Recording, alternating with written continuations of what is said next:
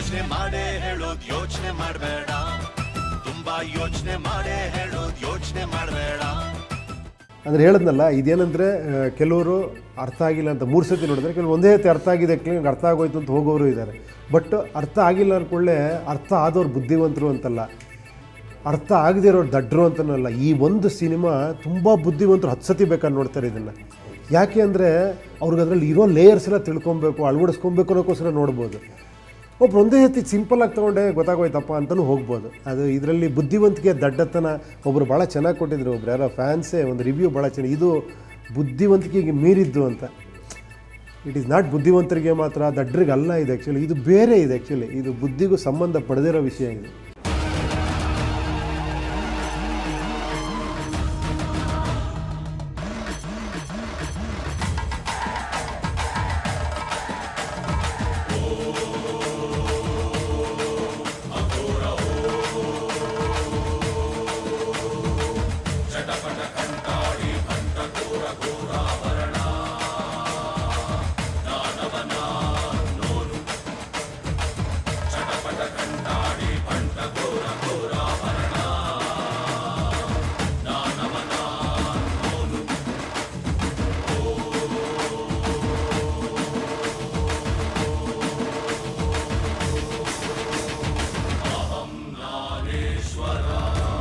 ಹೇಗೆ ಹೇಳಿದ್ನಲ್ಲ, ಖುಷಿಯಾಗಿದ್ದರೆ ಲಕ್ಷ್ಮಿ ಬರ್ತಾಳೆ. ಲಕ್ಷ್ಮಿ ಬಗ್ಗೆ ಯೋಚನೆ ಮಾಡಿದ್ರೆ ಖುಷಿನೂ ಹೊಟ್ಟೋಗ್ಬಿಡುತ್ತೆ.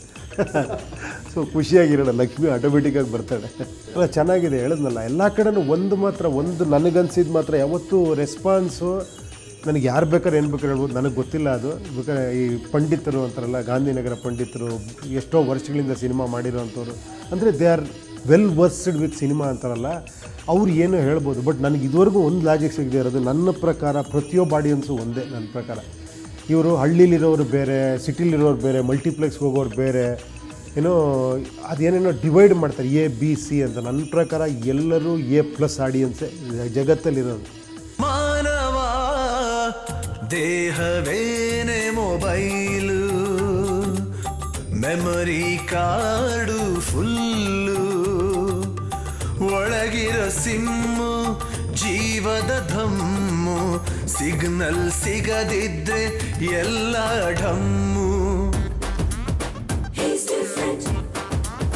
Just like that. ಮಾತಲ್ಲೇ ಮುತ್ತು ಕೊಡೋನು, ಸ್ಮೈಲಲ್ಲೇ ಮದ್ದು ತರೋನು, ಗೊತ್ತಿದ್ದು ಗತ್ತಿರದೋನು, ಹತ್ತಿರದೋನು. ಇವನಾರೋ ಡಿಫರೆಂಟ್, ವೆರಿ ವೆರಿ ಡಿಫರೆಂಟ್. ಹೋಗು, ಏನಾದ್ರು ಕಳ್ತನ ಮಾಡ್ಕೊಂಬ. ಕಳ್ತನ ಅಂದ್ರೆ ಏನು? ಯಾರಿಗೂ ಗೊತ್ತಾಗದಂಗೆ ಒಂದ್ ಸಾಮಾನ್ ಕದ್ದು ಅದ್ ಮಾರಿ ದುಡ್ಡು ತಗೋಬಾ. ನಮಗ್ ಗೊತ್ತಾಗ್ಬಿಟ್ಟಿದ್ಯಲ್ಲ. ನಮ್ ಇಷ್ಟನೇ ಬಿಟ್ಟು ಬೇರೆ ಯಾರು ಗೊತ್ತಾಗ್ಬಾರ್ದು. ಆಯ್ತಾಯ್ತಾಯ್ತು, ಹೋಗ್ತೀನಿ.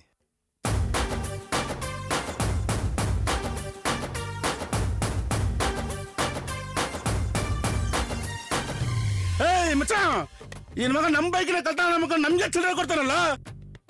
ನೀವೇ ಹೇಳಿದ್ರಲ್ಲ, ಇಷ್ಟು ಜನಕ್ಕೆ ಬಿಟ್ಟು ಬೇರೆ ಯಾರಿಗೂ ಗೊತ್ತಾಗ್ಬಾರ್ದು ಅಂತ. ಬೇರೆಯವ್ರದ್ದು ಕದ್ರೆ ಕದ್ಮೇಲಾದ್ರೂ ಅವ್ರಿಗೆ ಗೊತ್ತಾಗತ್ತಲ್ಲ.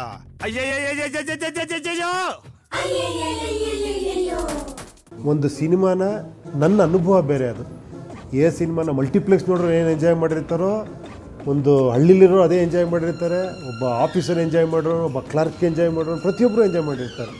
ಉಪ್ಪಿಟ್ಟು ಒಬ್ಬ ಸ್ಟೂಡೆಂಟ್ ಏನು ಎಂಜಾಯ್ ಮಾಡಿರ್ತಾನೋ, ಒಬ್ಬ ಅತ್ಯಂತ ಮೇಧಾವಿ ಬಂದ್ಬಿಟ್ಟು ಅವರು ಅದೇ ಹೇಳಿರ್ತಾರೆ.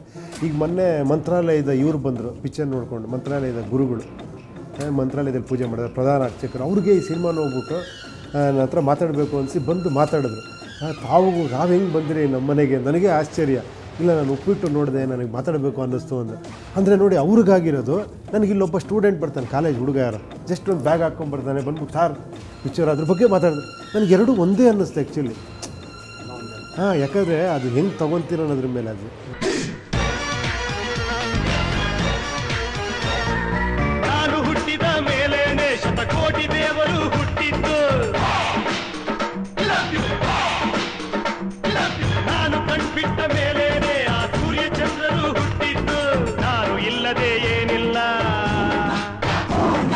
ನಾನು ಇಲ್ಲದೆ ಏನಿಲ್ಲ, ನಾನಿದ್ರೆ ಎಲ್ಲ. ಉಪ್ಪಿಗಿಂತ ರುಚಿ ಬೇರೆ ಇಲ್ಲ, ಒಪ್ಪಿಕೊಂಡೋರು ದಡ್ಡರಲ್ಲ.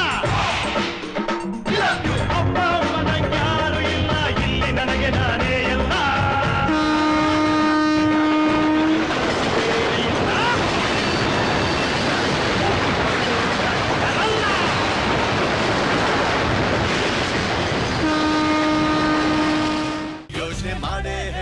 ಯೋಚನೆ ಮಾಡಬೇಡ ತುಂಬಾ ಯೋಚನೆ ಮಾಡೇ ಹೇಳೋದು ಯೋಚನೆ ಮಾಡಬೇಡ